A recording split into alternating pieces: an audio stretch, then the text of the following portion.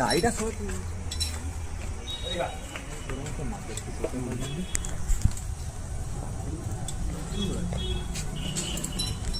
আর এই যে প্রথমবার নিচে মনে আছে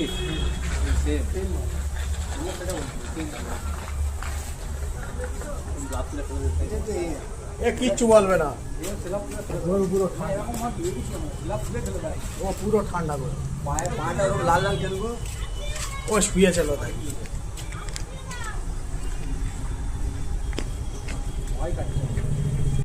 হ্যালো, আজকের আমি আর আমার ছেলে গিয়েছিলাম এই গরুটা কিনতে। গরুটার দাম পড়ে গেছে 50,000। গরুটা আমার ছেলের খুব পছন্দ, গরুটা ওই জন্য আমি দিয়ে দিলাম। কোনো দামাদামি বেশি করি না, কেন গরুটা আমি পুষবো, আগের বছরে আমি এটাকে কুরবানি করব, এই জন্য আমি খুশি করে পুষে নিয়ে এলাম। আর গরুটাকে কিনবো, আমার ছেলে বলছে আমি পুষবো।